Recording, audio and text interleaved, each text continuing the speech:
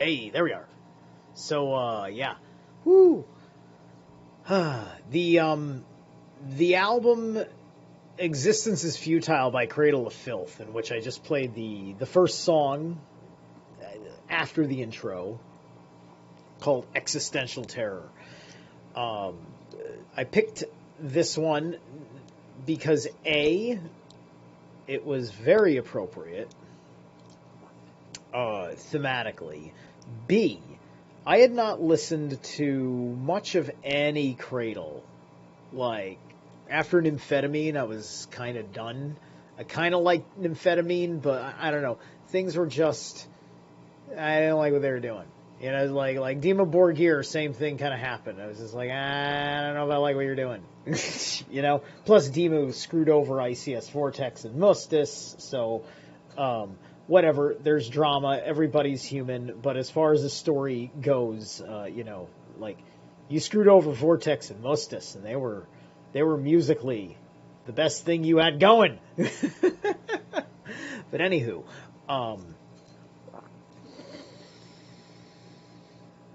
yeah, but like some YouTuber who was a commenter on something had mentioned for some strange reason, I forget why, but he was just like, hey guys, I just want to put like a mention out there, Existence of Futile, Cradle of Filth, like, listen, we know how it is, how it's been with Cradle, but like, seriously, if you missed this one, like he was giving you that, like, hold on, this isn't the Cradle that you've been irritated by, he assured me, and he had credibility, and I forgot who he was, because I didn't really listen to him much, but I could tell he was intelligent, I agreed with his line of thinking, therefore, he had authority, and, great recommendation. This album is sick. So, every 30 minutes or so, when I've read a good chunk, we are going to jump in and play more of this until I'm done. Quiet Sparky Bear. What's up, my man? Good to see you. All right, let's jump into it. We are at part 4, aka part 1, chapter 2. Right? We're not too far off from where the introductions were. Watch the first 3 videos in the playlist to go through introductions, and then the 4th video, which is part 3, will be the last chapter. 2. Being in the world in general as the basic state of Dasein. And every time I say Dasein, I subconsciously think design. Especially when he said at one point, he said human Dasein, and that immediately made me think of human design, because of astrology and the human design chart. So, because I am always cautious of the puns of the nature of our language in oral communication, it's just a big important thing to be considered. Anywho.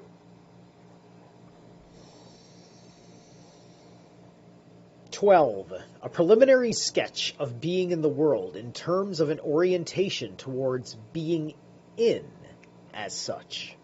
In our preparatory discussions of Section 9, we have brought out some characteristics of being which will provide us with a steady light for our further investigation, but which will, at the same time, become structurally concrete as that investigation continues. Dasein is an entity which, in its very being, comports itself understandingly towards that being. In saying this, we are calling attention to the formal concept of existence. Dasein exists. Furthermore, Dasein is an entity, which in each case I myself am. Mindness belongs to any existent Dasein, and belongs to it as the condition which makes authenticity and inauthenticity possible. In each case, the sign exists in one or the other of these two modes, or else it is modally indifferentiated. I made a rule last stream that I am not going to read any anecdotes that don't have English. Okay, there's no English in this anecdote. It's merely a German translation for reference. So you can, here, see that? Freeze frame that as you need to. There you go. All right. But these are both ways in which Dasein's being takes on a definite character, and they must be seen and understood a priori as grounded upon that state of being which we have called being in the world. An interpretation of this constitutive state is needed if we are to set up our analytic of Dasein correctly. The compound expression being in the world indicates in the very way we have coined it that it stands for a unitary phenomenon.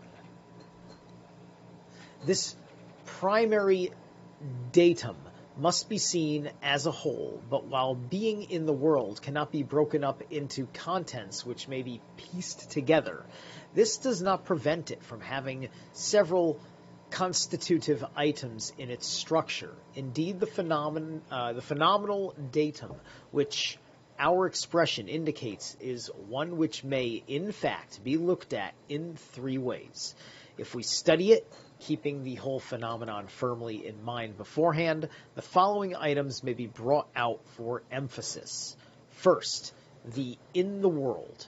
With the regards to this, there arises the task of inquiring into the ontological structure of the, quote, world, unquote, and defining the idea of worldhood as such. See the third chapter of this division. Second, that entity which every case has, being in the world as the way in which it is. Here we are seeking that which one inquires into when one asks the question, who? By phenomenological demonstration. Here we follow the older editions and readings of Ausweisung. The newer editions have Aufweisung, which means exhibition.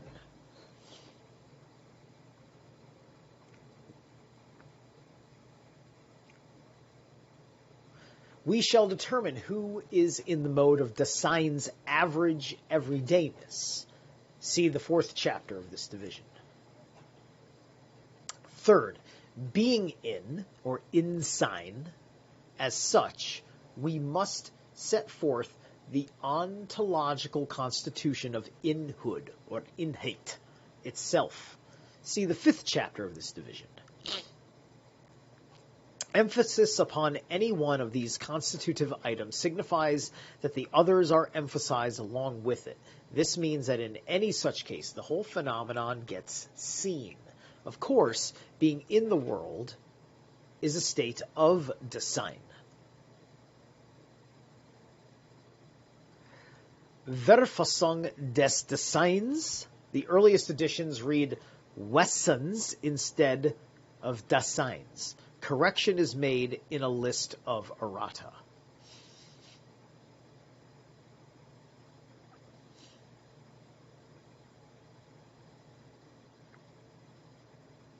Which is necessary a priori, but it is far from sufficient for completely determining Dasein's being. But it is far from sufficient for completely determining Dasein's being. Before making these three phenomena the themes for special analysis, we shall attempt by way of orientation to characterize the third of these factors. So, because he is finding this time-differentiated split in the Dasein, which is the thing that, like, kind of defines or designs your beingness, your structure as such, because it's three of them, and they're basically about these states of literally before, now, and after. It's pretty much like I had come to this idea that perhaps design is a way of it's almost practically talking about the Norns under new language. Hang on a moment, please.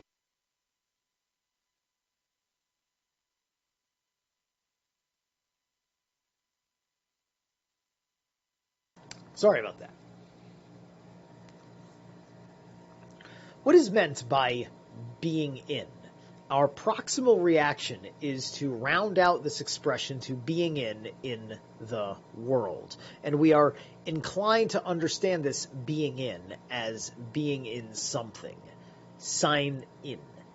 This latter term designates the kind of being which an entity has when it is in another one, as the water is in the glass or the garment is in the cupboard.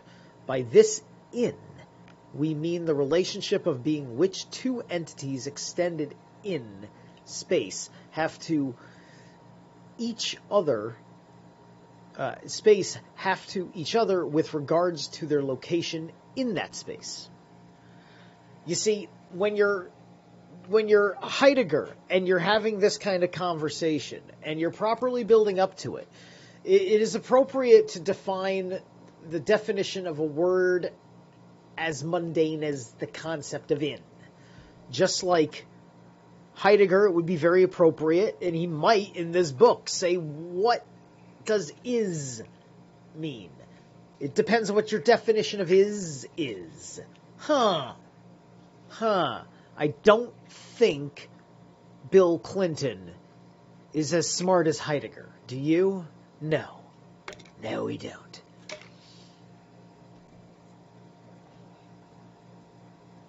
Both water and glass, garment and cupboard are in space and at a location, and both in the same way. This relationship of being can be expanded. For instance, right? And so understand, right? Like this process, whether it's oral or written, is you're, as you invent new words, you are creating a new way of solidifying and invoking a concept, right? And like I said, when I'm talking about like the Norns here, right? So like his new concept is a modernization, a secularization, still spiritual in a sense, because it's so psychological. It's so, right? He's the one that's against subject matter. You know, he's doing something that will have a cohesive relationship with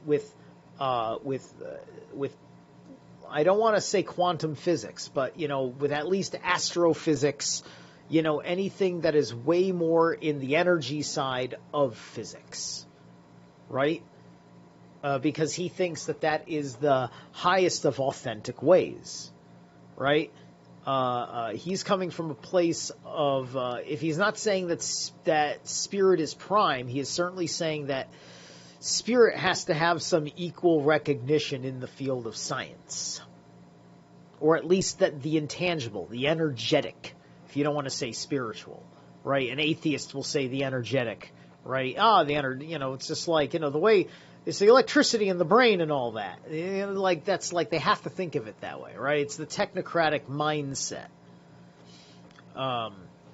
Which is why I'm enjoying this game of Mage the Ascension I'm playing, or the Awakening. I can't remember which one. It's the old school version. But anyway, you were playing a technocrat campaign, right? And so you're having fun coming up with technological rationales for the magic that you're able to wield. Anyway, this relationship of being can be expanded. So my point is, the language construct has so much to do for what unlocks all of our power. Most of your power, most of everything, and why you fall into the victimhood, right, is because you do not have the words to articulate it, and have gone through the trials to own the things that you say as authoritatively applicable to you. And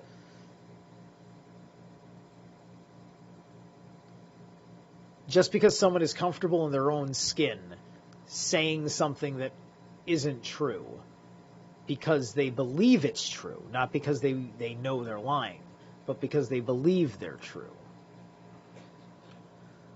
Until it's put to the test in front of your eyes, obviously it's easier to believe you if you say you're full of shit, you're not a magician, you're not a wizard, you're not a shaman. Give me a demonstration, right?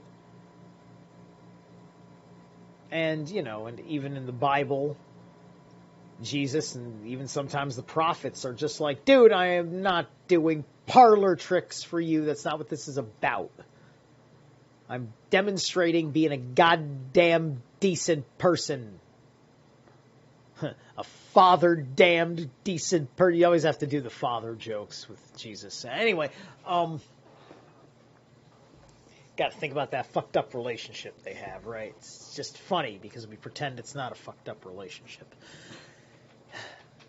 And they want to project that relationship with patriarchy onto you, male or female. This latter term designates the kind of being which an entity has when it is in another one. Hold on a second. I was being in... because I already read that part. Let me scroll down a little bit anyway.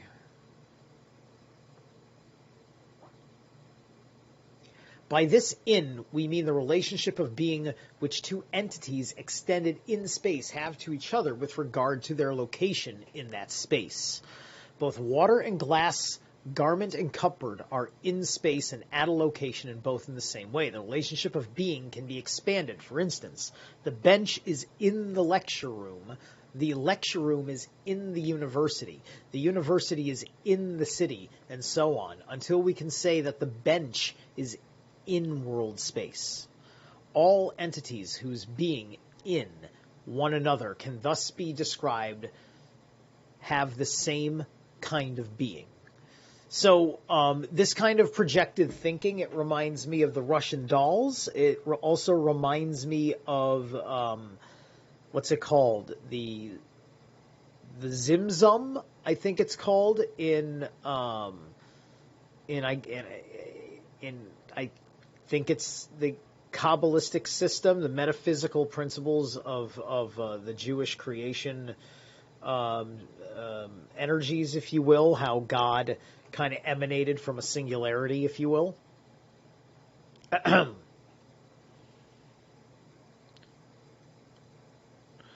So all entities whose being in one another can thus be described as having the same kind of being, that of being present at hand, as things occurring within the world, being present at hand in something, which is likewise present at hand and being presented at hand along with. Mit vorhanden sein.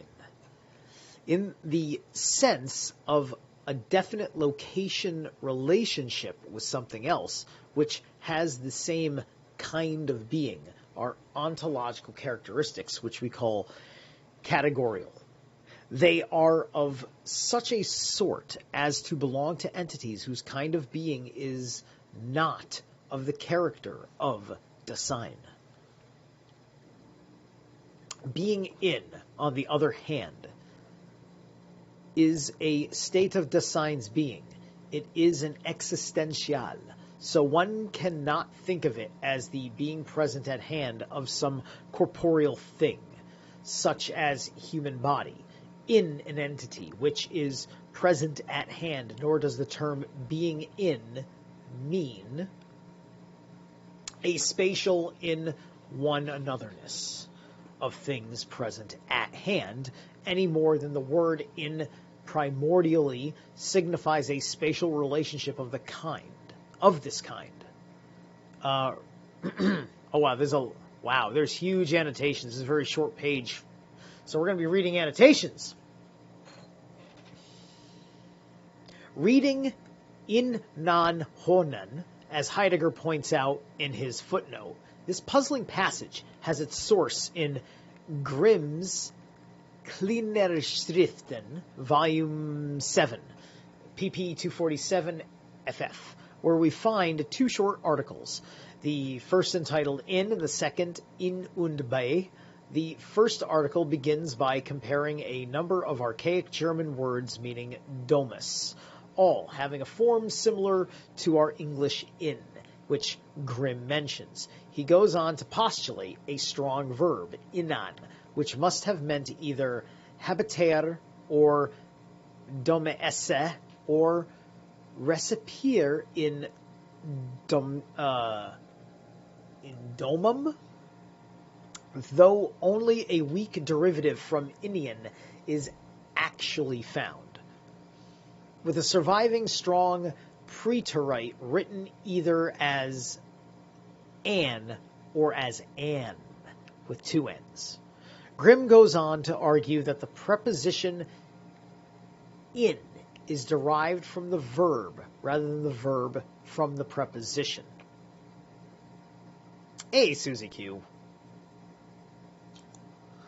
Oh, Sparky, I almost forget. There you go. You've got some modern powers. Let's see. Oh, baby. Where was one? One is up here. Okay. Habiter, to dwell. Sich aufhalten, and signifies I am accustomed, I am familiar with, I look after something. Okay. This is all for 2. Is that right? Yes. Okay. Very long explanation for 2. Let's have some fun. An bedeutet ich bin gewohnt vertraut mit ich pflege etwas. In Grimm's second article, he adds, there was also an anomalous an with the plural unum, which expressed amo, diligo, thavio, into which our gonen and gunst are immediately related, as he's been long recognized. An really means ich bin eigenhond flieg zu bauen. This conceptual transition may be shown with minimal complication in the Latin colo, which stands for habito as well as diligo. It is not entirely clear whether Heidegger's discussion of an is aimed at elucidating the preposition an, which corresponds in some of its usages to the English at, and which he has just used in remarking that the water and the glass are both at a location, or rather to explain the preterite an of inan. The reader should note that while the verb wohnen normally means to reside or to dwell, the expression ich bin gewohnt means I am accustomed to, and ich bin eingewohnt means I have become accustomed to the place where I reside, to my surroundings. Similarly, ich pflege etwas may mean either I am accustomed to do something, or I take care of something, or I devote myself to it. Grimm's pflege zu bauen presumably means I am accustomed to putting my trust in something. I can build on it. The Latin colo has the parallel meanings of I take care of something or cherish it. Diligo, and I dwell, or I inhabit, habito. Okay.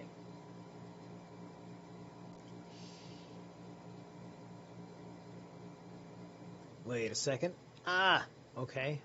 This is it, right? Okay, I'm scrolling too far. It is the signification of colo in the sense of habito and diligo. Wait, was I reading 2 or 3? That was all 2, right? Yeah, that was all 2. Okay. Diligo, the entity of which being in this signification belongs is one which we have characterized as the entity which in each case I myself am, bin. The expression bin is connected with be, as to ich bin, I am. I think Ich bin is the name of Rammstein's song as well. I know he says I am, at least, because I remember singing along to Rammstein, Ich bin, or there's Ich will. There's Ich will, which is I will.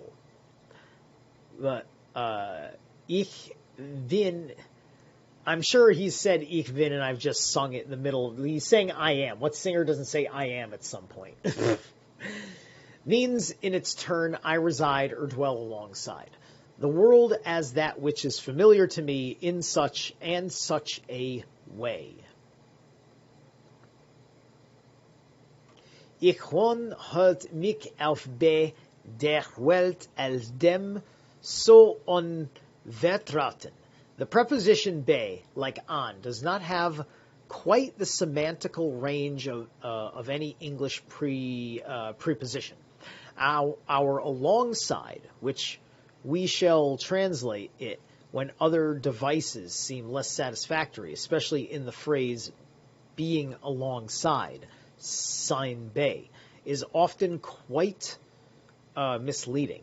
The sense here is closer to that of at in such expression as at home or at my father's or at that of the French chez. Here, again, Heidegger seems to be relying upon Grimm, who precedes loch sit to connect be with bauen or build and bin.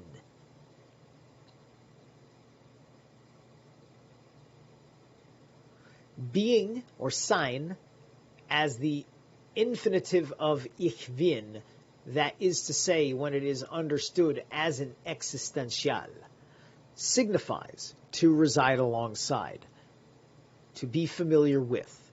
Being in is thus the formal existential expression for the being of Dasein, which has being in the world as its essential state. Being alongside the world in the sense of being absorbed in the world.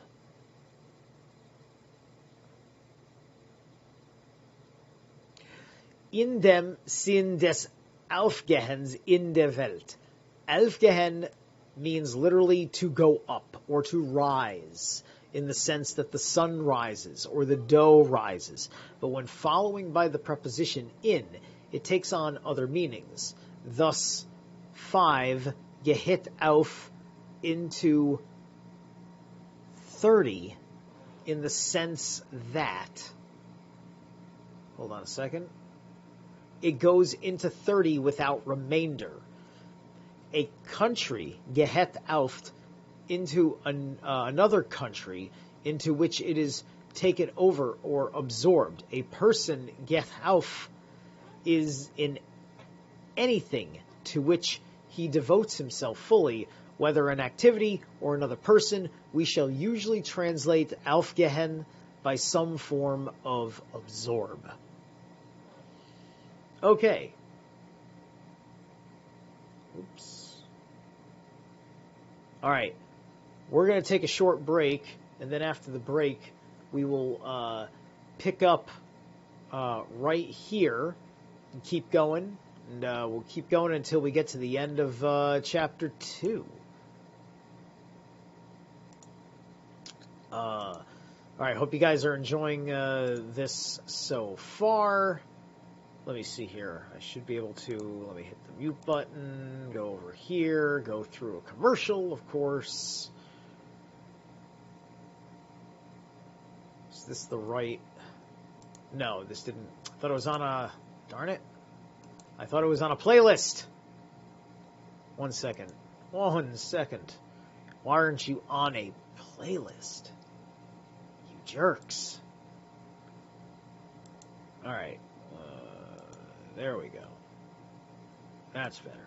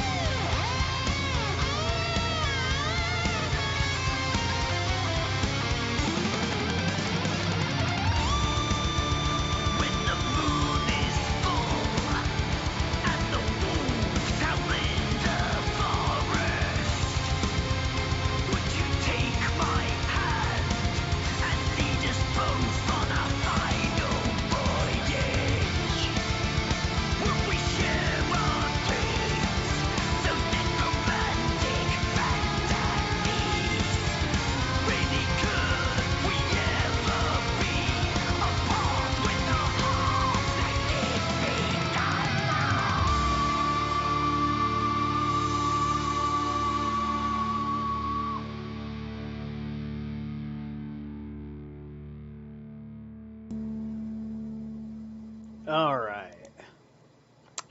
There we go, guys. We's back. Let's hit this. Let's hit this up.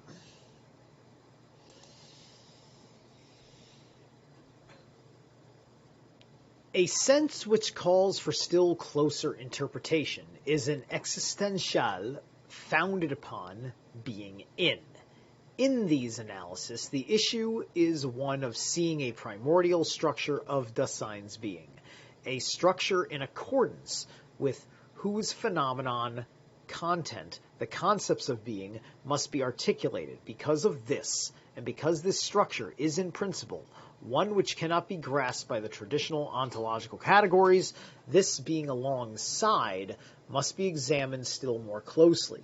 We shall again choose the method of contrasting it with a relationship of being which is essentially different ontologically, the categorial, but which we express by the same linguistic means. Fundamental ontological distinctions are easily obliterated, and if they are to be envisaged phenomenally in this way, this must be done explicitly, even at the risk of discussing the obvious.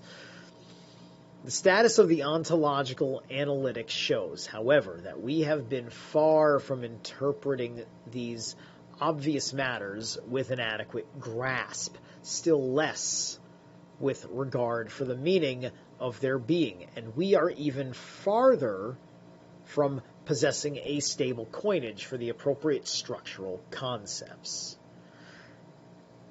As an existential, being alongside, the world never means anything like the being present at hand together of things that occur. There is no such thing as the side-by-sideness of an entity called Dasein with another entity called world. Of course, when two things are present at hand, together alongside one another, we are accustomed to express this occasionally by something like the table stands by bay, the door or the chair touches, berührt the wall. Let's go down and read the annotation. Okay, it's just German. That's also... Okay, so I don't have to read any annotation. All right.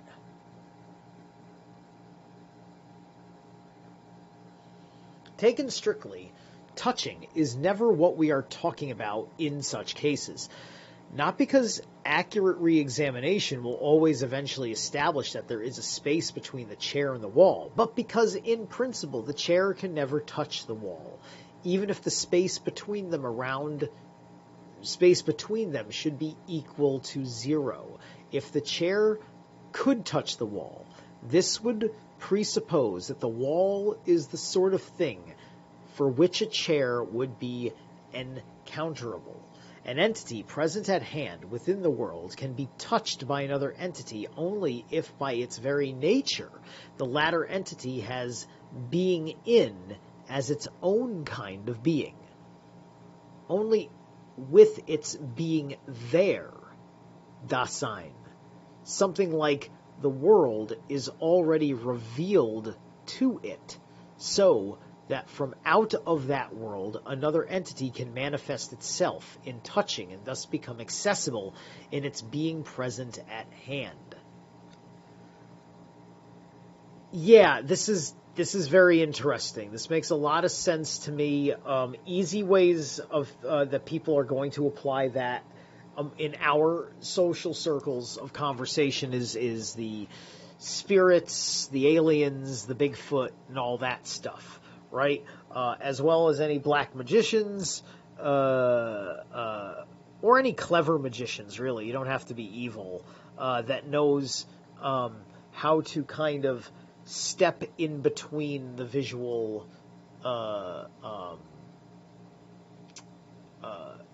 limits of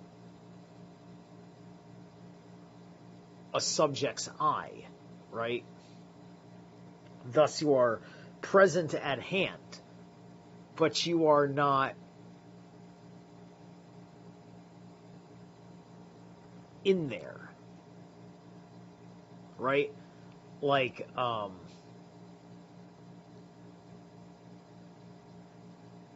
I think that we see this. I think we know this, right? Because people I'll be very.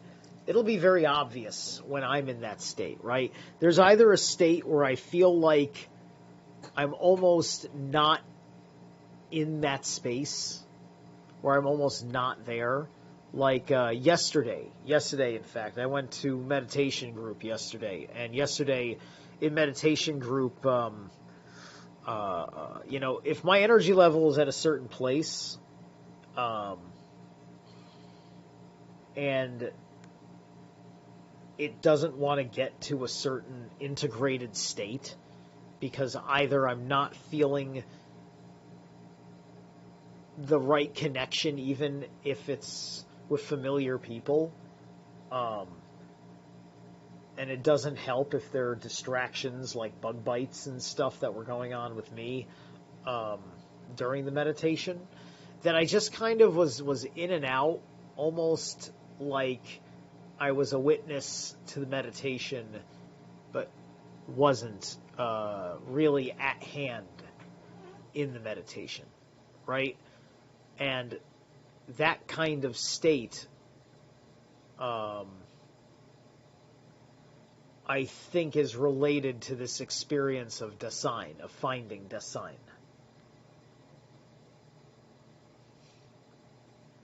Because I still have to reconcile that my senses are still there. I'm still looking at the same things everyone else is looking at. I'm still of a similar spacing to other people. I see them, I hear them, or whatever.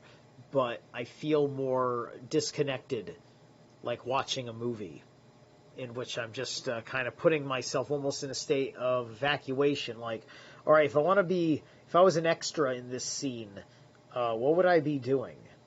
And how would I be keeping a lower profile than normal? Because I like to keep a higher profile.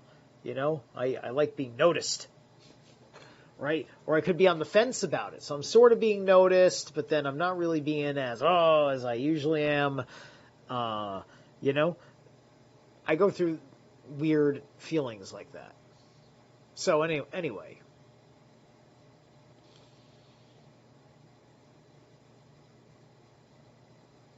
An entity that is present at hand within the world can be touched by another entity only if by its nature the latter entity has being in as its own kind of being. I think I read all that, right?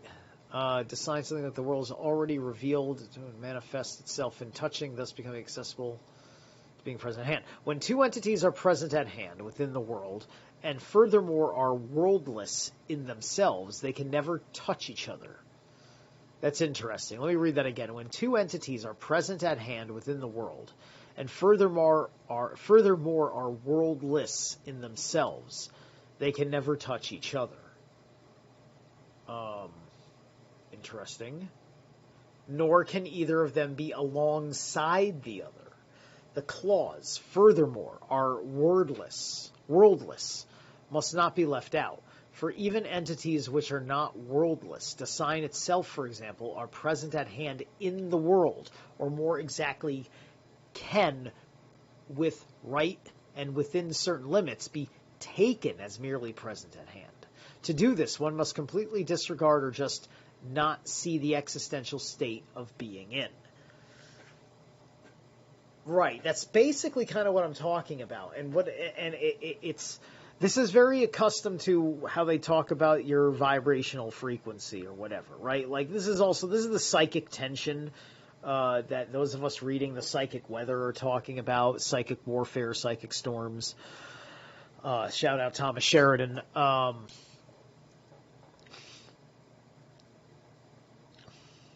And so this falls right in line with all of that. Oh man, I don't attract you no more because my vibes are too high, right? Yeah, that's your attunement with your Dasein, right? Your attunement to your Dasein is justifying your relationship with everything, right? And it's gonna block certain things out of the perception of your reality or your Wereld.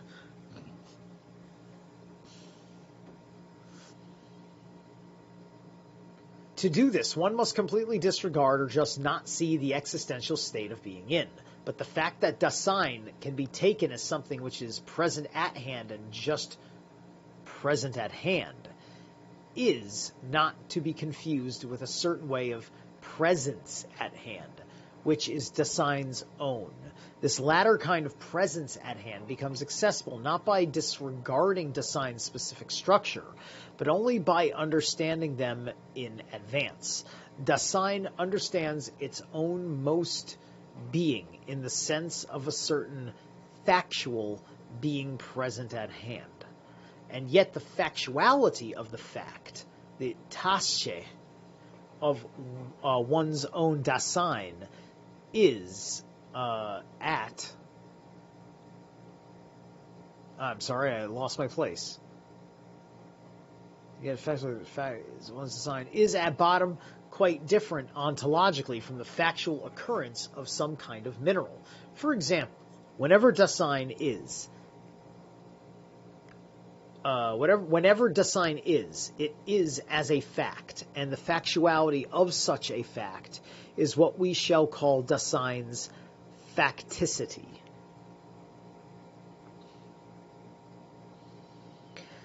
Die Tatsächlichkeit des Faktuns-Dasein als welches jeweilig jedes Dasein ist, nennen wir sein Faktisat. We shall, as a rule, translate Tatsächlichkeit as factuality and Faktistiat as facticity. Following our conversations for these words, and the present passage suggests a comparable distinction between the nouns tatsächlich and factum. So, while we find many passages where these seem to be used interchangeably, we translate factum as fact with an initial capital using fact, or tatsächlich and various other expressions on factuality and facticity.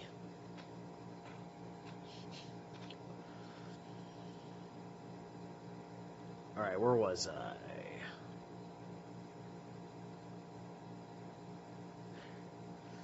This is a definite way of being. The sign bestinethate. And it has a complicated structure which cannot even be grasped as a problem until Dasein's basic existential state has been worked out.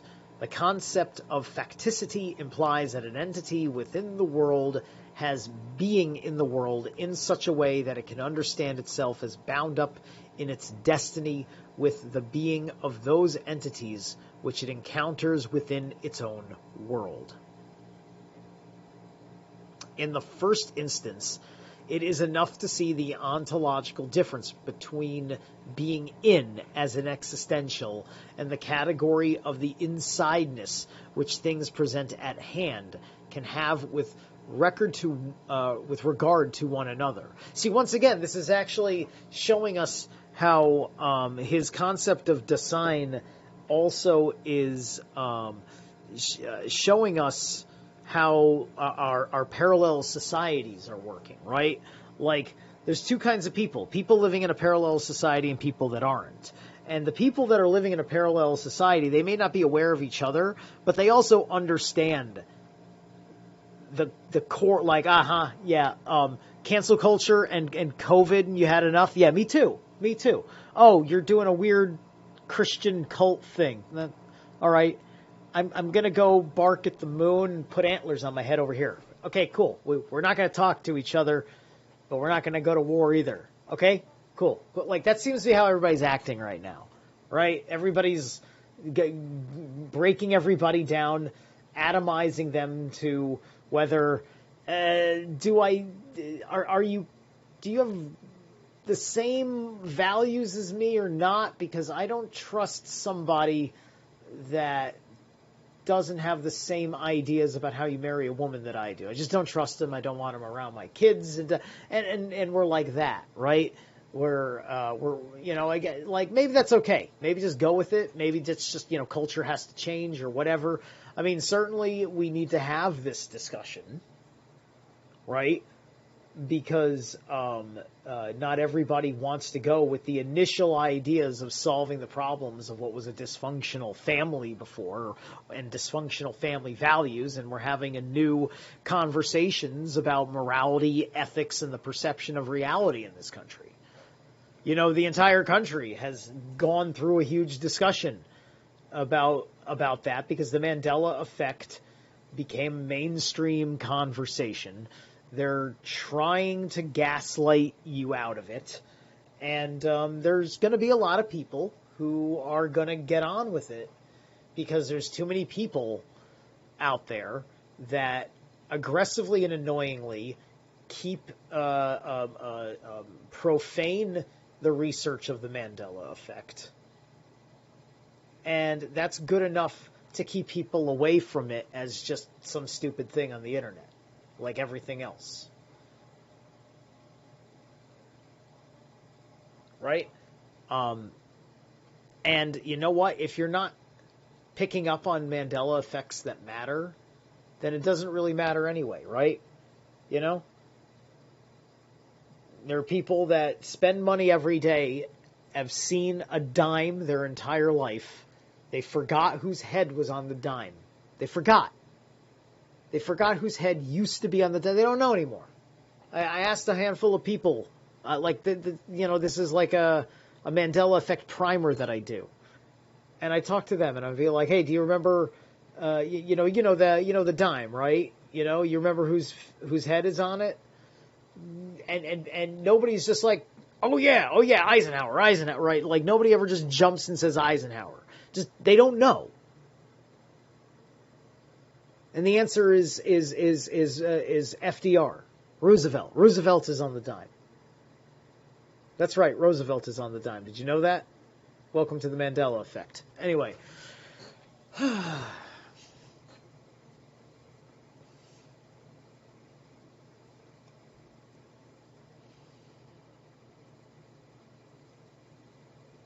In the first instance, it is enough to see the ontological differences between being in as existential.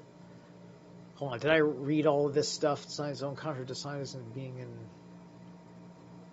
spatiality. No, okay. Yeah, it was Eisenhower, Susie. It was Eisenhower. I remember it was Eisenhower too. Now it's FDR. Go find all your dimes and when they were printed. In the first instance, it is enough to see the ontological differences between being in as an existential... I mean, and if you... The first time you experience the Mandela effect and it really hits you, you actually will get this being in but not being present at hand feeling kind of happen to you. You don't feel like you're present at hand anymore. You don't know what the present means anymore because the past has changed.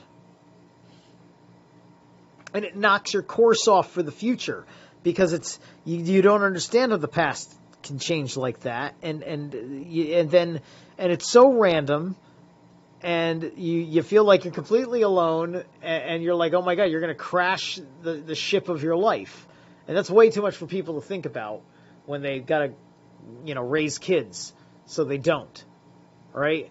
Right? The Mandela effect is something that has to be, you have to break it to people gently, right? But at the same time, you don't have a whole lot of time because a lot of the biggest Mandela effects is on really old stuff, and there's enough deep faking going on where someone can dismiss a Mandela effect as a deep fake. And we need people to pay 5% more attention to what people are talking about and finding the residue, of course. If you're going to bother to talk about Mandela effect, you need to stand by Mandela effects that have residue. All right, make sure you find residue and only talk about Mandela effects with residue with people that haven't been Mandela affected yet. If it means nothing to them, then you need the residue. If you're already there with the conversation, you don't need the residue. Uncle Sam has a white hat, by the way. Did you know that? Uncle Sam's hat is white. Just white, not red and white, just white.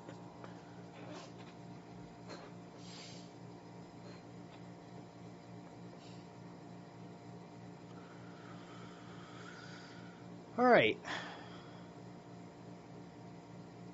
By thus delimiting being in, we are not denying every kind of spatiality to design. On the contrary, design itself has a being in space of its own. But this, in turn, is possible only on the basis of being in the world in general.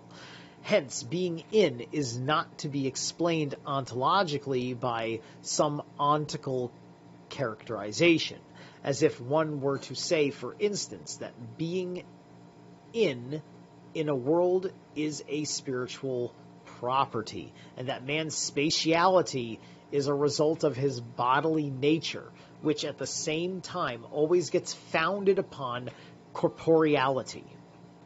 Here again we are faced with the being present at hand together of some such spiritual thing along with a corporeal thing, while the being of the entity thus compounded remains more obscure.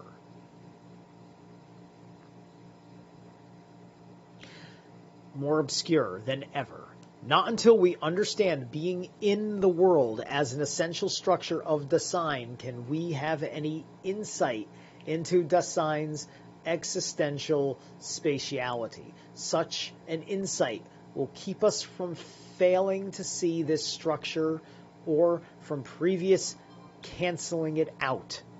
A procedure motivated not ontologically, but rather metaphysically, by the naive supposition that man is, in the first instance, a spiritual thing which subsequently gets misplaced into a space. Design's facility is such that its being... Whoops. Oh, wait a minute. Now I'm off place. Uh-oh. Hold on. Right? Then here. Design's facticity is such that its being in the world has always dispersed or zerstört itself, or even split itself up into definite ways of being in.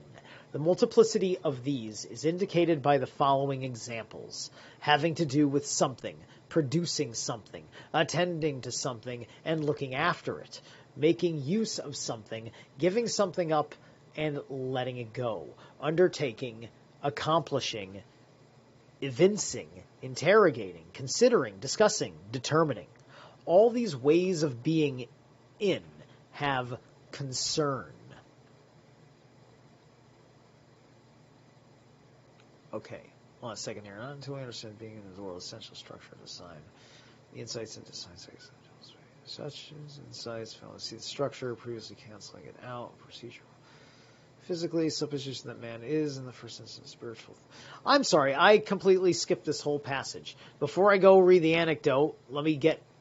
it skipped around so much that I thought I had read more than I had. I'm just going to read the whole top again, so we're going to jump backwards, because he talks about a spiritual principle. Not until we understand being in the world as an essential structure of design can we have any insight into design's existential spatiality. Such an insight will keep us from failing to see this structure or from previously canceling it out, a procedure motivated not ontologically but rather metaphysically by the naive supposition that man is, in the first instance, a spiritual thing which subsequently gets misplaced into a space. And so that's interesting to think about what he means as he goes there. There's two. Where's one? Because I read till... Okay. Being concerned. Besorgen, as Heidegger points out, he will use this term in a special sense, which is to be distinguished from many of its customary usages. We shall, as a rule, translate it by concern, though this is by no means an exact equivalent. The English word concern is used in many expressions where Besorgen would be inappropriate in German, such as this concerns you, that is my concern. He has an interest in several banking concerns. Besorgen stands rather for the kind of concern in which we concern ourselves with activities which we perform or things we procure. Okay, interesting. So it's a very internal sort of concernment, a different context of concern. As their kind of being. A kind of being which we have yet to characterize in detail. Leaving undone, neglecting, renouncing, taking a rest. These two are ways of concern. But these are all deficient modes in which the possibilities of concern are kept to a bare minimum.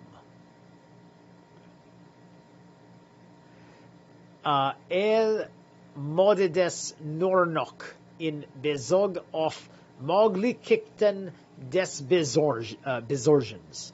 The point is that in these cases, concern is just barely noch involved. I don't have to read 3, but I do have to read 4. The term concern has in its first instance its colloquial Vorwissenhaftig, or significance, and can mean to carry out something, to get it done. Eledigen, to straighten it out. It can also mean to provide oneself with something. We use the expression with still another character turn of phrase when we say, I am concerned for the success of the undertaking. Ich besorge das Unternehmen misslingt. Here it is not difficult to find a corresponding usage of concern as our version suggests, but the analogy is imperfect. While we can say that we are concerned for the success of the enterprise, our concerned lest the enterprise should fail, we would hardly follow the German to the extent of expressing concern that the enterprise should fail, nor would the German express Besorgen at discovering that the enterprise has failed already. Here, concern means something like apprehensiveness, in contrast to these colloquial ontical significations. The expression concern will be used in this investigation as an ontological term for an existential and will designate the being of a possible way of being in the world. This term has been chosen not because Dasein happens to be proximally and to a large extent practical and economic, but because the being of Dasein itself is to be made visible as care. Sorge, the important etymological connection between besorgen, or concern, and sorge, care, is lost in our translation. On sorge, see especially sections 41 and 42 below. Okay. Right here, it's been about another half an hour. So I am going to irritate your ears with more gothic vampire metal. Oops, hold on. Show more. 1, 2.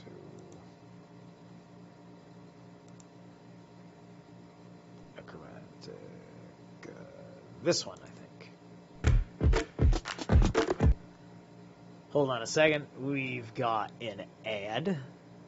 It all adds up now, doesn't it? 15 seconds unblockable, you jerks. But hey, Cradle of Filth's got to make money and people aren't buying albums no more. So who could you possibly blame?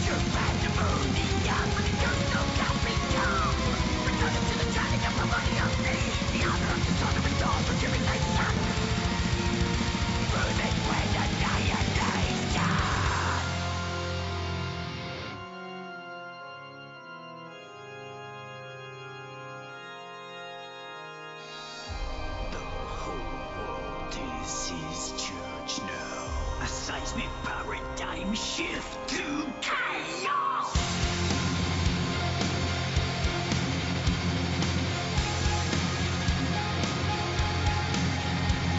A puppet reached a compass. A puppet sees the goddess. A puppet reached a compass. A puppet sees the goddess. A puppet reached a compass. A puppet sees the puppet propaganda.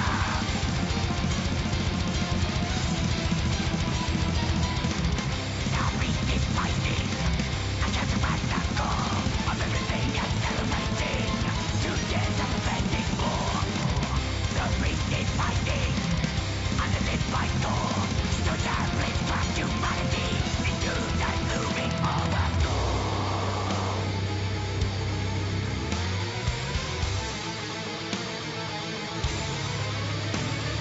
Scattered with limbs and speeches stirred in the necrotic verbal terminus crisis in this wild and bestial monster of the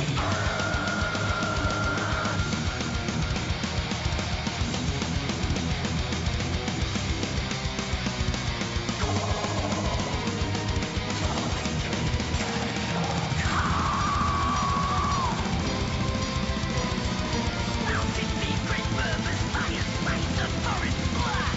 Opinions flee the office. Pain as you work inside of us. Inspiring the violent wall of time. We're enemy that we never witnessed time. Fighting friends and United States. No!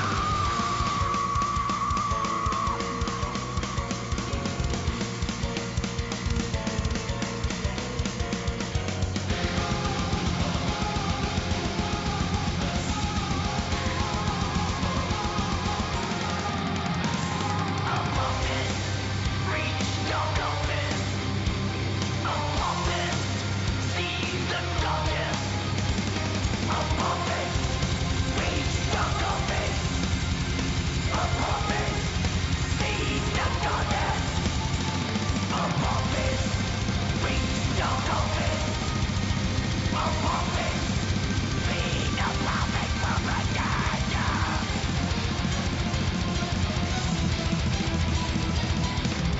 The beast has wasted behind the sun. The listening is navigated. We're listening and everyone. The beast has wasted. Terrified the door. For a burning footprint on a distant world sending the fall.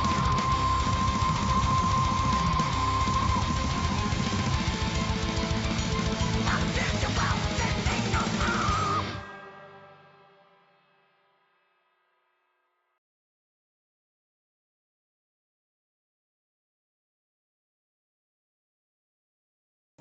All right, we're back. Bang. All right. This expression, too, is to be taken as an ontological structure concept. See Chapter 6 of this division. It has nothing to do with tribulation, melancholy, or the cares of life, though ontically one can come across these in every Dasein.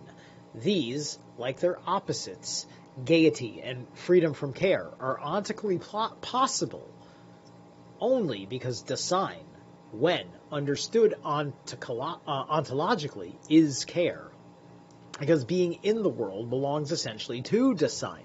Its being towards the world, Sein der Welt, is essentially concern.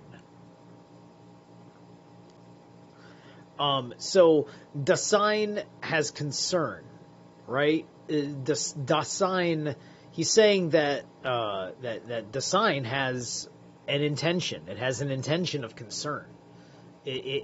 Granted, its existence is to be concerned, right? Otherwise, it couldn't. I don't think Dasein could exist if it didn't have concernness, right? Because you're looking for this existential part of yourself, right? This is looking for, this is in a sense looking for your higher self, in a sense. Is it the quest for your higher self, the quest of realizing your Dasein? And are you able to distinguish the difference between that and spirits proper? Because you should know the difference between a spirit that is not part of your tripartite soul versus your Dasein, which would be your higher self, your logos, your photonic consciousness, so on and so forth.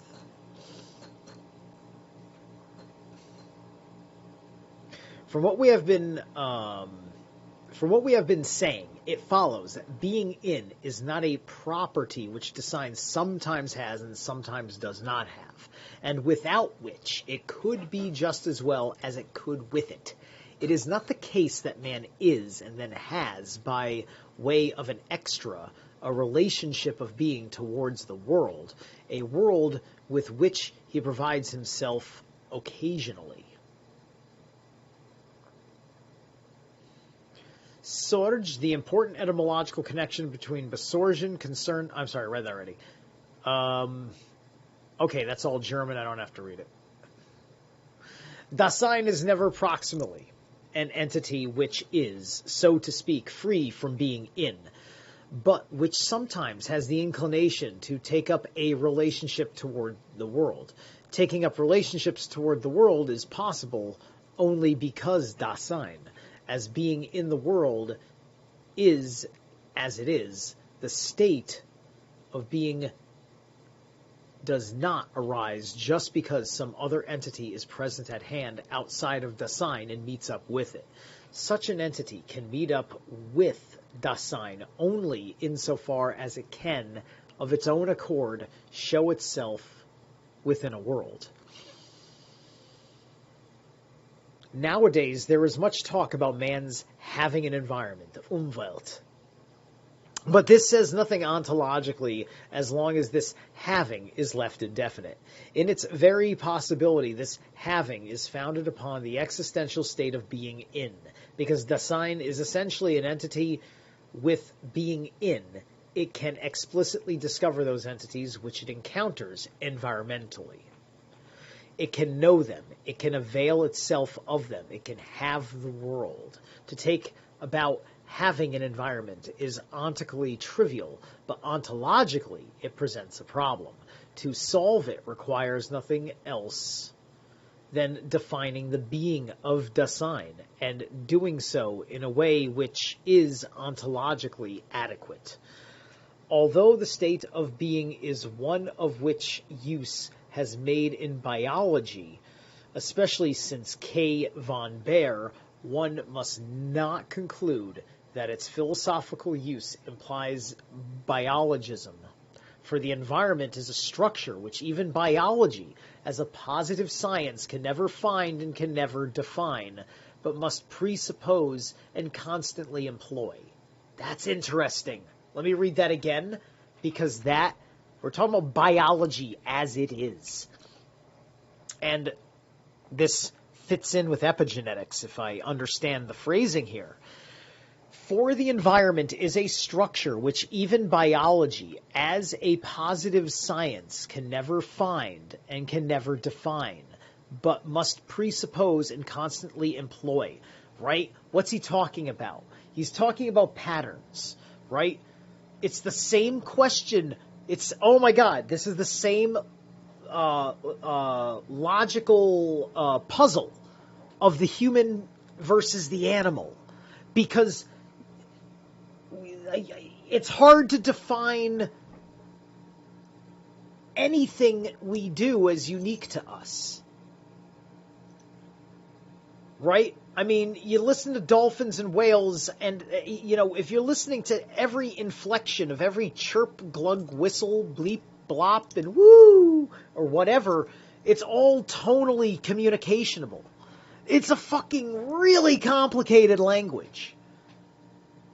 It's like the only thing they seem to want to do with their structural brain, because of how good they got it, rocking and rolling in the ocean, the way that they're designed, is just like, I don't know, they're just like singing to each other. It's like, hey man, I got a new song. You want to hear it? Yeah, let's hear it. Oh, dude, the fish over there are that good? Sing it to me, bro. Oh man, I'm going over there where the fish are real good. Like, I think that's all they're fucking doing, right? And they're literally doing it just like you could look at their behavior, look at their eye. They're so fucking ensouled as a being here. It's not even fucking funny. I will always give CNN the sliver of credit for making Blackfish. Blackfish was a very powerful documentary, and it worked on me because I saw the truth before CNN had put that kind of shit together. I already was looking into and vetting the sources that were figuring out, whales and dolphins, they're kind of like sea humans. They're like, they're technically smarter than us. Why they like to just swim and sing around all day, we don't know. But they have the most complicated language on the planet. They're practically psychic. And what I forget if they make that point basically in Blackfish, but that's what I know about the cetaceans here. They're fucking amazing. They're like they're sea fairies of some sort. They're your best friend. Like, you could trust them more. You could trust a stray dolphin more than you trust a stray dog. And a stray dog that doesn't look mangy, I would trust.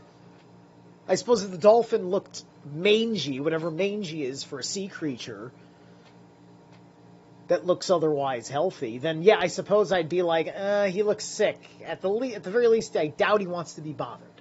Right. All right. So I think we get my point, right? So this is literally the same argument that you can't pick it apart and find the distinguishment, right? It's just that the human being, it just has the ability to absorb all of those qualities into its own behavior and do it all in this form, right? We didn't choose another form, and by choice, yeah, it is a choice. Epigenetics, right? Epigenetics is your part in your self-creation, okay? That's what's fun about epigenetics. That's what's fun about the last 3 years of my fucking life. Okay? Epigenetics. Hi, I just proved it by living it. Anyway.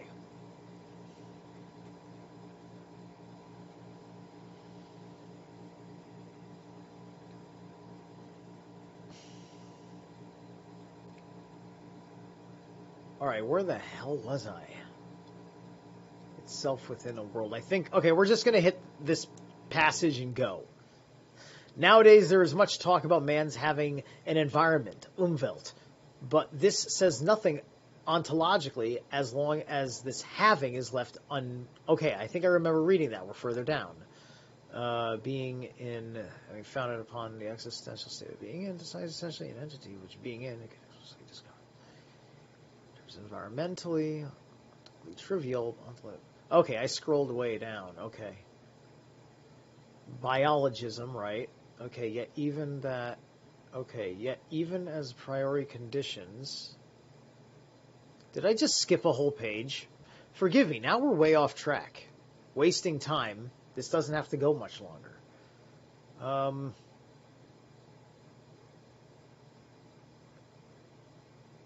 No, I haven't read that page yet for sure. Okay.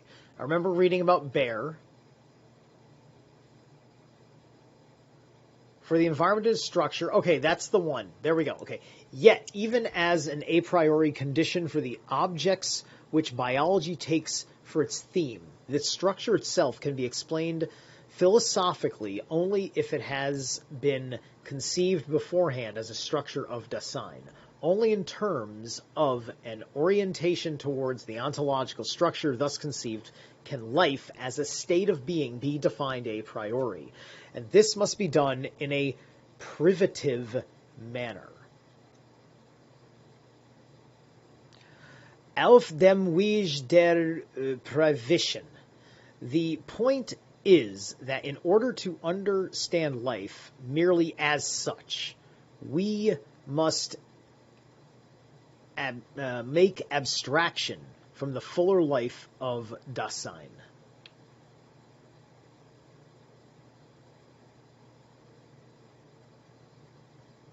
Ontically as well as ontologically, the priority belongs to being in the world as concern.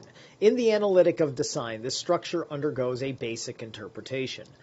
But have we not confined ourselves to negative assertions in all our attempts to determine the nature of this state of being?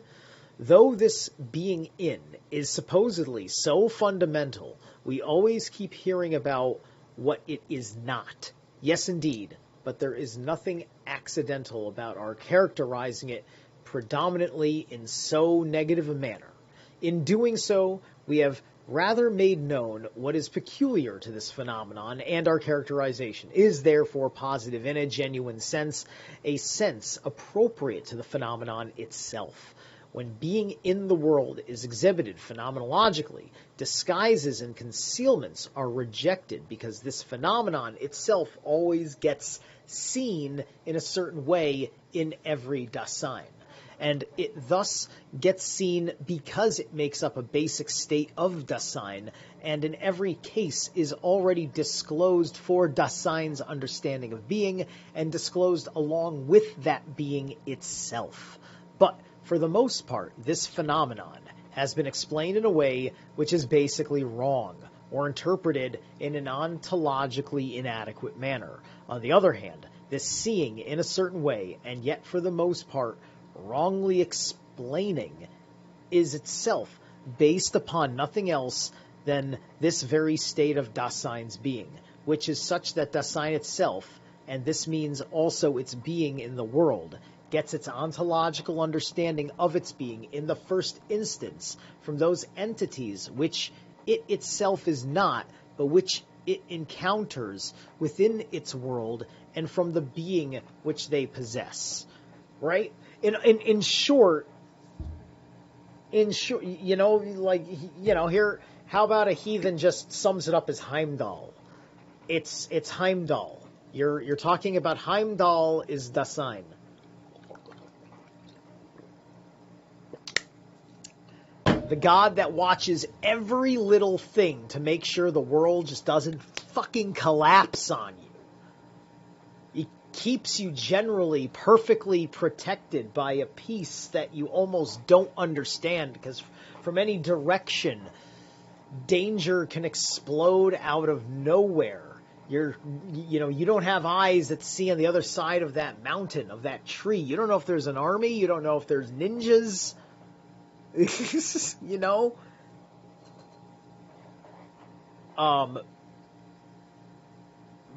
But you see evidence of his concern. You notice Dasein, or Heimdall's concern, and it reminds you of both his presence as well as getting the message from Heimdall as what to see. Here's something I see that you need to see. Maybe it's faded. Maybe it's because you're in sync with your god of awareness. That's Heimdall. Heimdall is a god of awareness and a god of guardians. He's a sentinel. He is your night watchman, right? He's your heavy defensive infantry. Right? He is the elite guards when the Titans are attacking. Attack on Titan. Righteous anime. Righteous manga. Anywho,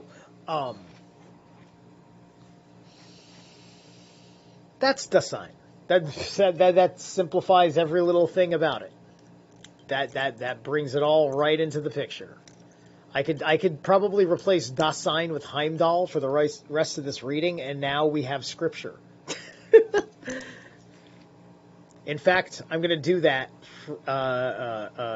for at least a passage and see how it sounds. Okay, but have we not confined ourselves to negative assertions in all our attempts to determine the nature of this state of being? Though this being in is supposedly so fundamental, we always keep hearing about what it is not. Yes, indeed, but there is nothing accidental about our characterizing it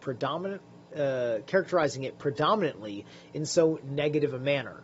In doing so, we have rather made known what is peculiar to this phenomenon, and our characterization is therefore positive in a genuine sense, a sense appropriate to the phenomenon itself.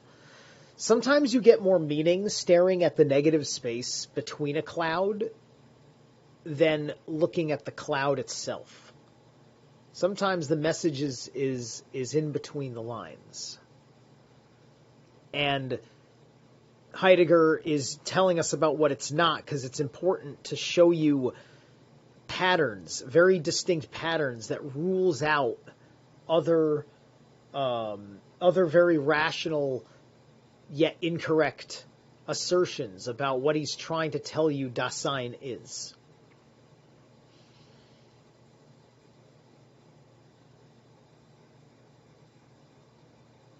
Okay.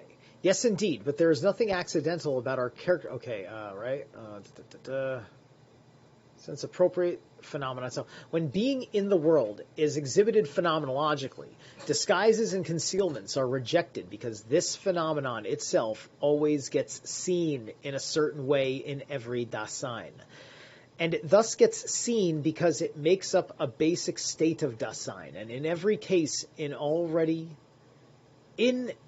every case is already disclosed for Dasein's understanding of being, and disclosed along with that being itself.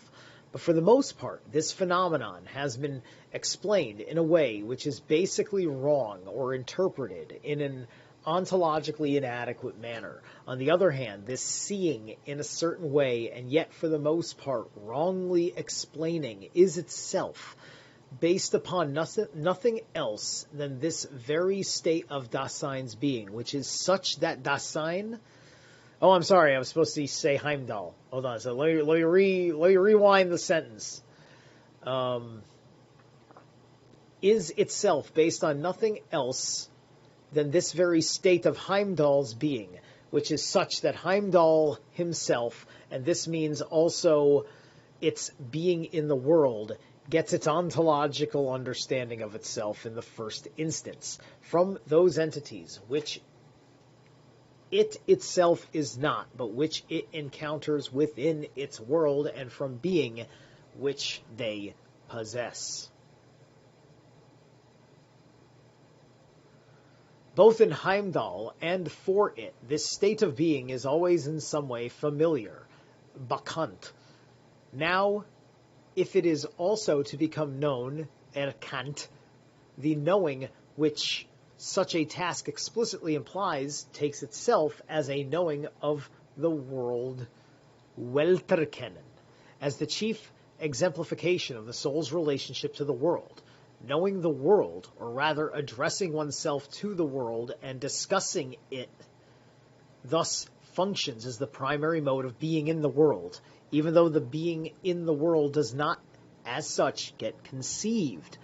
But because this structure of being remains ontologically inaccessible, yet is experienced ontically as a relationship between one entity, the world, and another, the soul, and because one proximally understands being by taking entities as entities within the world for one's ontological foothold, one tries to conceive the relationship between world and soul as grounded in these two entities. In the movie Soul,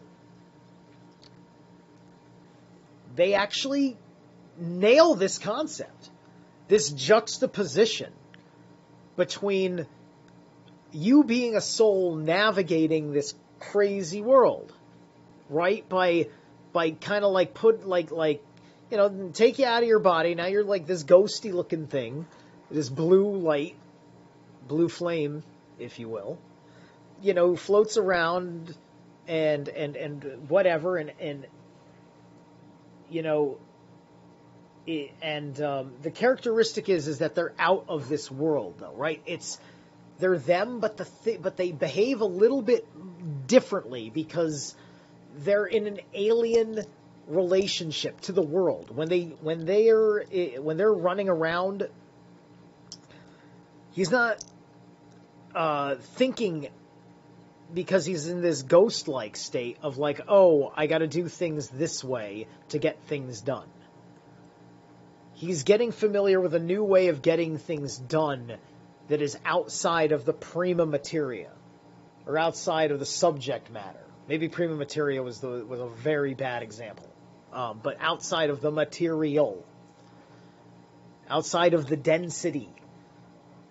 You're forgetting that this is an energy game, because because the density also has sensory, and the sensory is very pleasing, and it's part of why you want to be down there, right? The whole movie is, get me back down into the density. Dude, the density was awesome. That time I banged my knee and I cried. Wow, did I learn so much once I got over it, right? That's the attitude of the whole fucking movie. And it's a very healing movie to watch. My ex-girlfriend was really into that movie, and I loved why she was into that movie. She's also very Disney, and yeah, she's also very, very Disney though, right? So there was that. But anyway, she's awesome though.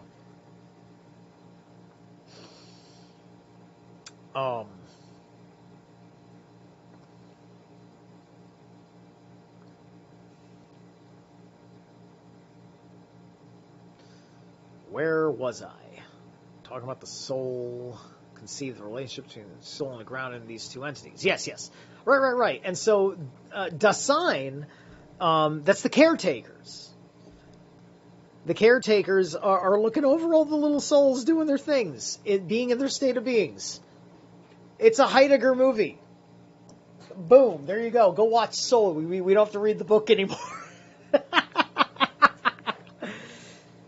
You see, man, he wrote this way back in the day. I think the 50s or 30s or something. I don't remember when he originally wrote this. And look, and it takes a long-ass time, but, sometimes the world gets it. A lot of people were very positively affected by Pixar's Soul.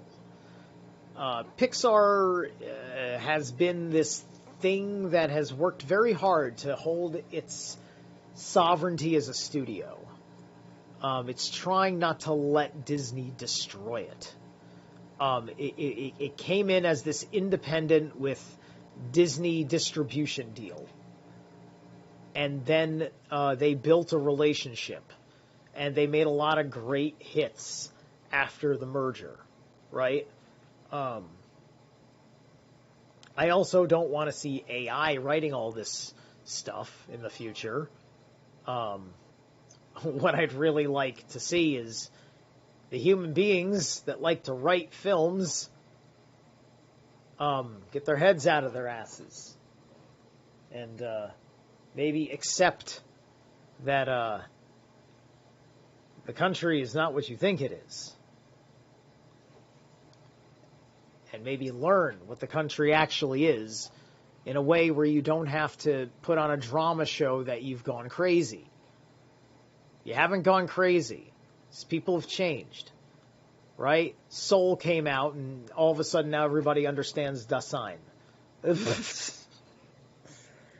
Like, it literally does all this, right?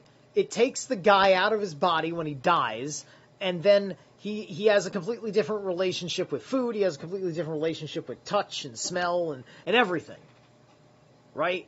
And all these things that aren't him. And all he knows is he needs to get back to the fucking music. And that's all my soul knows. But I also, my soul likes to do this too.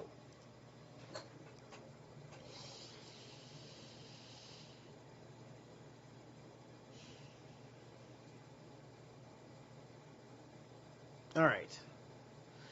And even though being in the world is something of which one has pre-phenomenological experience and acquaintance, the Erfahren und Gegangt, it becomes invisible if one interprets it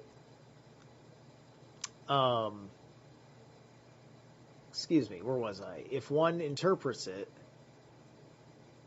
in a way which is ontologically inappropriate. This state of Dasein's being is now one which one is just barely acquainted, and indeed as something obvious with the stamp of an inappropriate interpretation.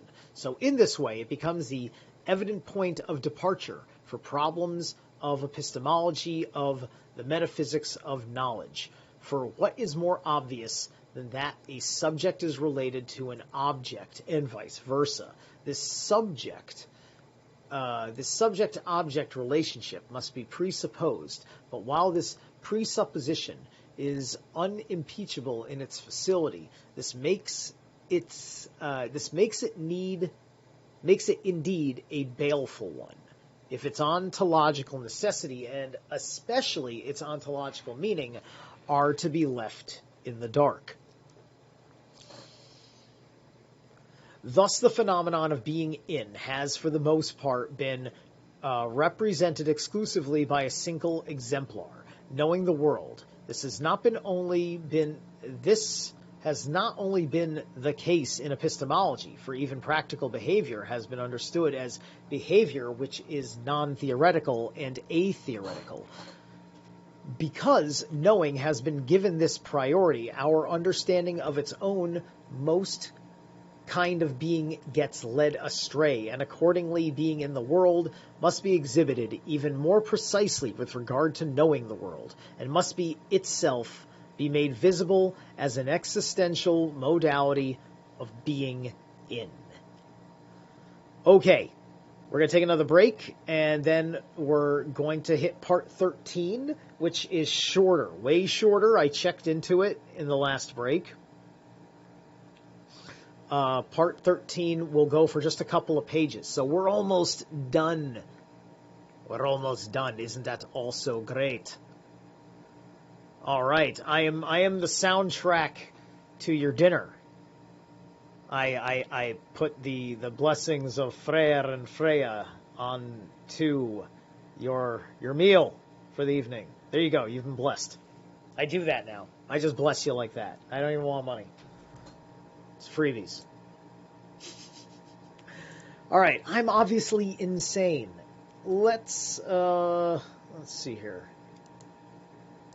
Uno momento, por favor.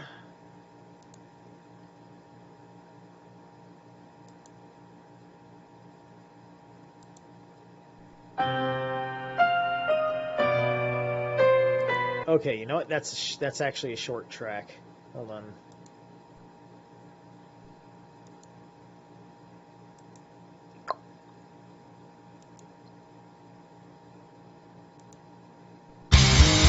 There we go.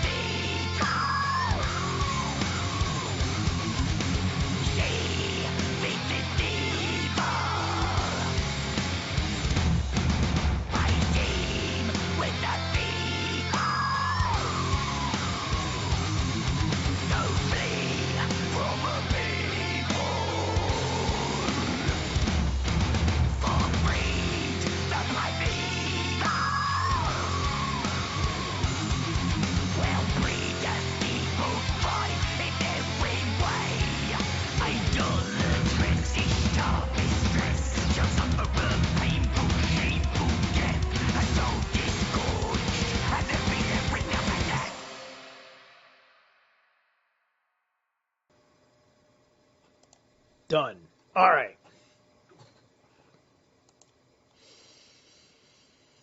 Welcome back, everybody. There I am. There I am. I am half the man, yet twice the man I used to be. Boom.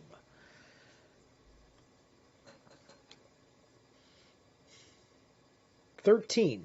A founded mode in which being in is exemplified, knowing the world." And there's an annotation right in the title itself. Die Exemplifizierung des Inseins en einen fundierten Modus. The conception of founded modes is taken from Husserl, who introduces the concept of founding in his Logische Untersuchungen, Volume 2, Part 1, Chapter 2, Second Edition, Hall, 1913, page 261. This passage has been closely paraphrased as follows by Marvin Farber in his The Foundation of Phenomenology, Cambridge, Massachusetts, 1943. If in accordance with essential law, NA can only exist in a comprehensive unity which connects it with a something, connects it with a P. I don't know what that is. It's like the font's really bad. It's a J? I don't know. Then we say, and as such needs foundation through a maybe it's these are it's more Greek. They're just like, it's like one, it's like it must be an uber short like word to spell, like 2 letters or something. Are definite particular cases of the pure genera, which stands in the cited relationship, and if they are members of one whole, when then we say that it is founded by it, and it is exclusively founded by it, if the need of the completion of it is alone satisfied by it. I'm using a pronoun because I can't pronounce that. This terminology can be applied to the species themselves. The equivocation is harmless. Thus, a founded mode of being in is simply a mode which can subsist only when connected with something else. If being in the world is a basic state of Heimdall, and one in which Heimdall operates not only in general, but preeminently in the mode of everydayness, then it must also be something which has always been experienced ontically. It would be unintelligible for being in the world to remain totally veiled from view, especially since Dasein has at its disposal an understanding of its own being, no matter how indefinitely this understanding may function. But no sooner was the phenomenon of knowing the world grasped than it got interpreted in a superficial, formal manner.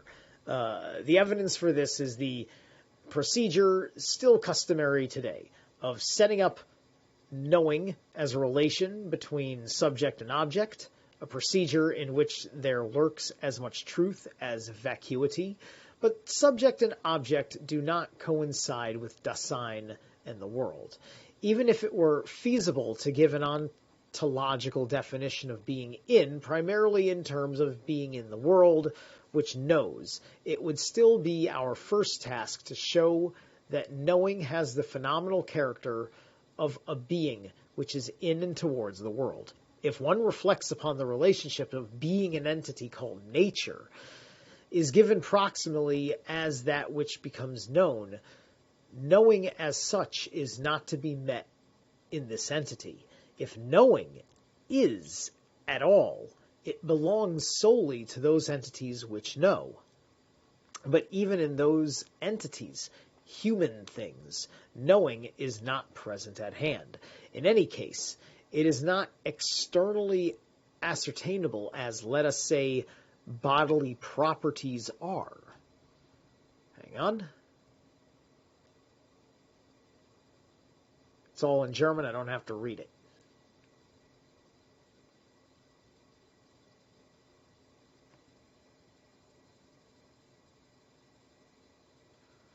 Now, inasmuch as knowing belongs to these entities and is not some external characteristic, it must be inside. Now the more unequivocally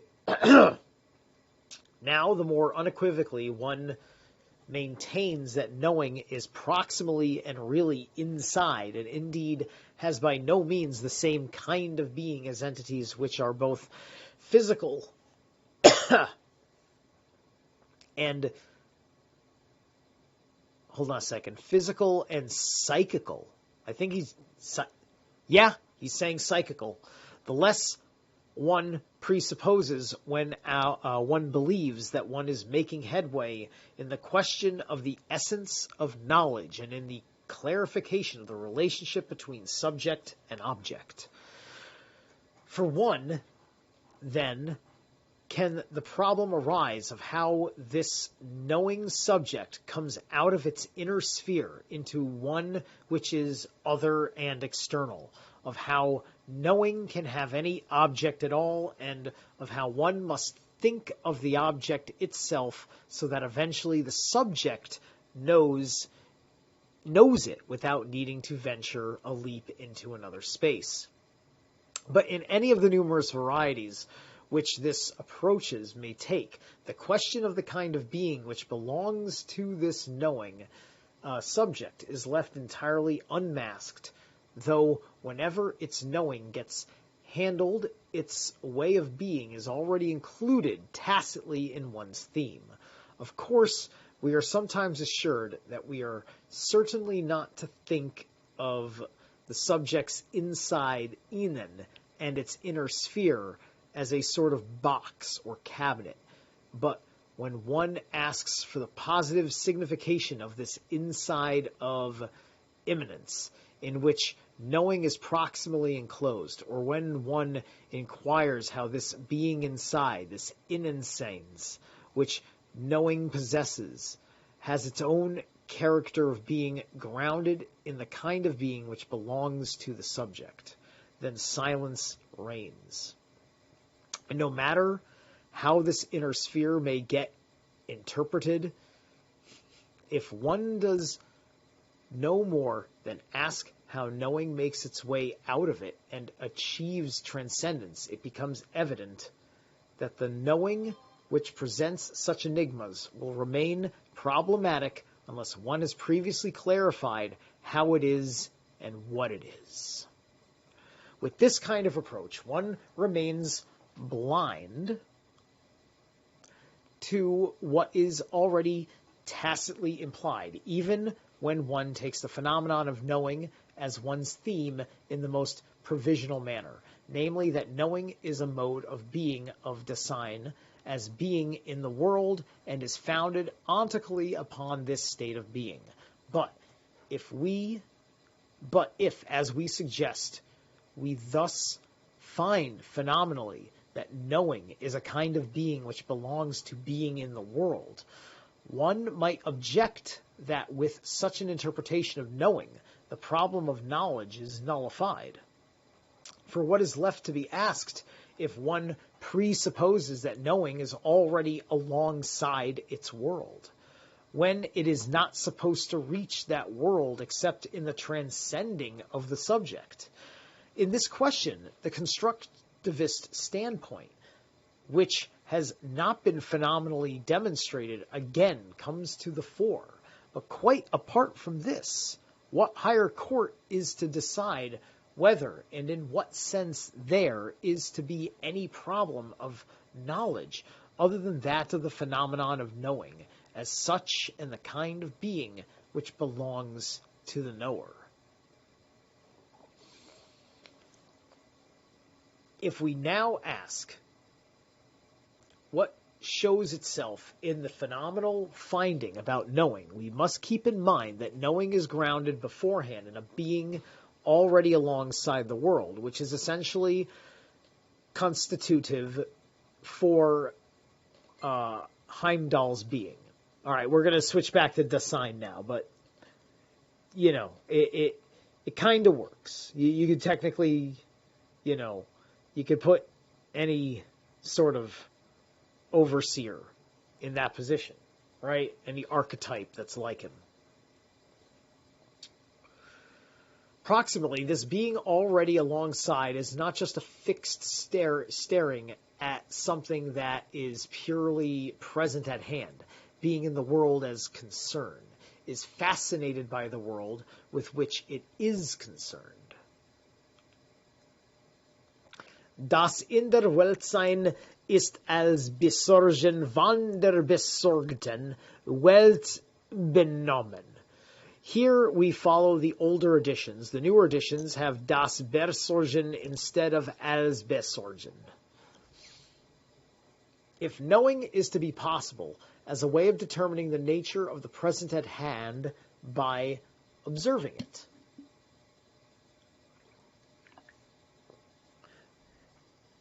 damit erkennen als betrachtendes Bestimmen des vorhanden möglich sei. Here too we follow the older editions. The newer editions again have das instead of als.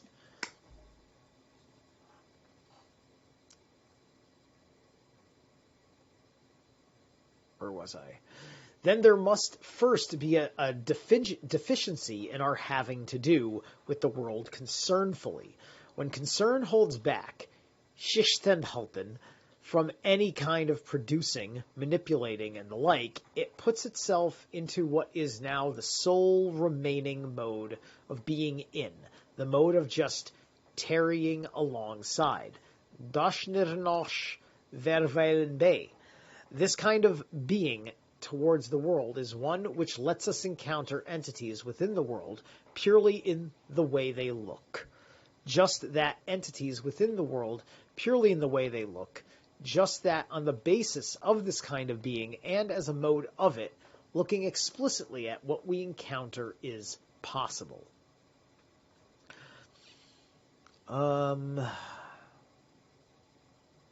Okay, that's all German. I don't have to read it. Looking at something in this way is sometimes a definite way of taking up a direction towards something, of setting our sights towards what is present at hand. It takes over a viewpoint in the advance from the entity which it encounters. Such looking at enters the mode of dwelling autonomously alongside entities within the world.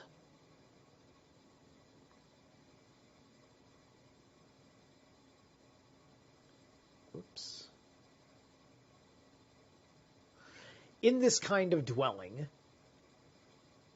as a holding oneself back from any manipulation or utilization, the perception of the present at hand, is consummated. In Sorgertaten offenthalt, als dem Sustenthalten van gelijker hantering en nutzung volsgeht zich das Vernehmen des Vorhandenen. I want anybody who knows German to eviscerate me for my butchering of your beautiful language. The word Aufenthalt normally means a stopping off at some place, a sojourn, an abiding, or even an abode or dwelling. Here the author is exploiting the fact that it includes both the prefixes auf and ent, which we find in the verbs aufhalten and enthalten. Aufhalten means to hold something at a stage which it has reached, to arrest it, to stop it. When used reflexively, it can mean to stay at a place, to dwell there, while enthalten usually means to contain it, preserve it more literal, meaning of holding back or refraining. When it is used reflexively, all these meanings are presumably packed into the word aufenthalt, as used here, and are hardly suggested by our dwelling.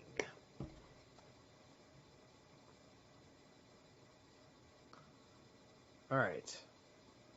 Perception is consummated when one addresses oneself to something as something and discusses it as such.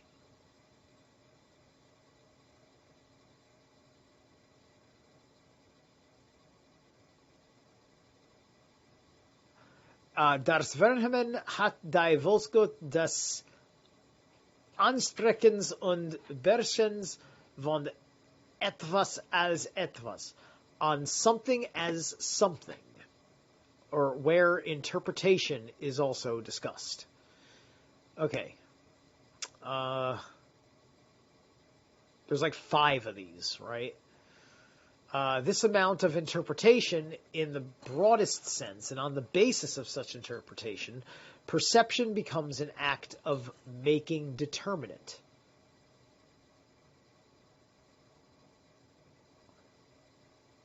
I don't have to read the last 2, all right? What is thus perceived and made determinate can be expressed in propositions and can be retained and preserved as what has thus been asserted. This perceptive retention of an assertion about something is itself a way of being in the world.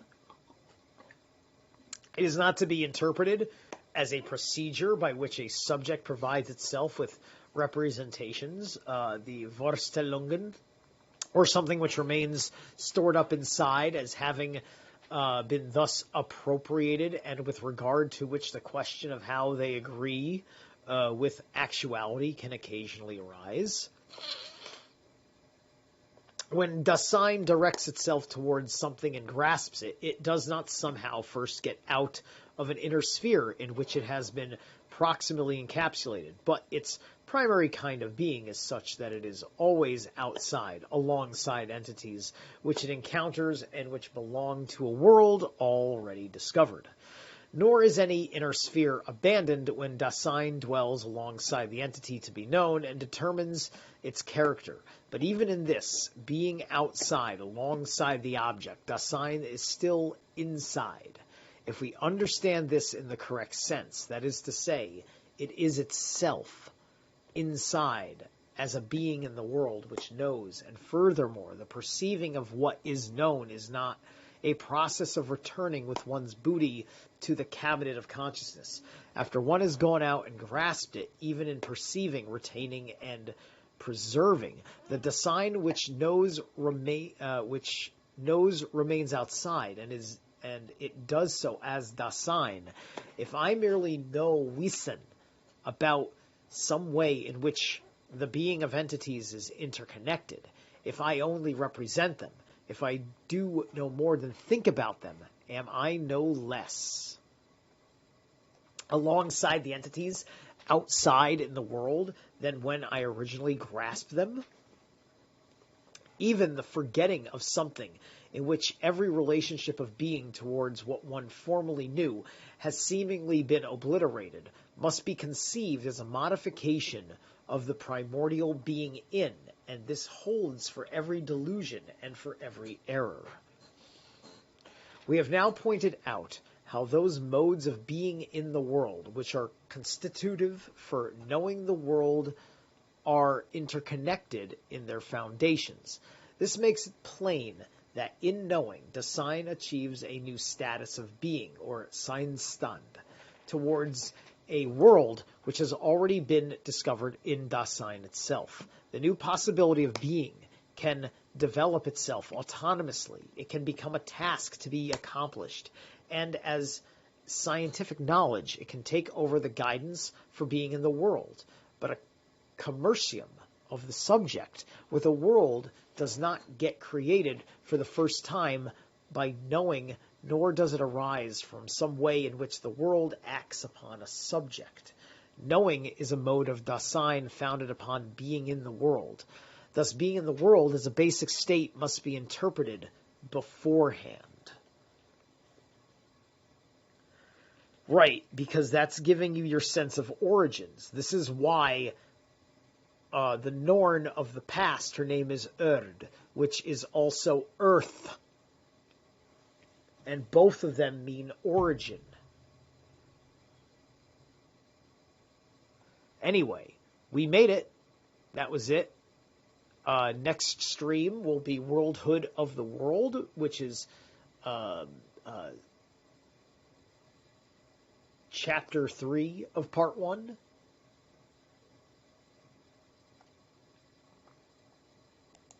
All right, I've been talking for forever. I thank you all for being here. I'm going to sign out. You can we're going to go through the outro, so you've got plenty of time to chat with me in the chat box during the outro. I will catch you guys on the flip side.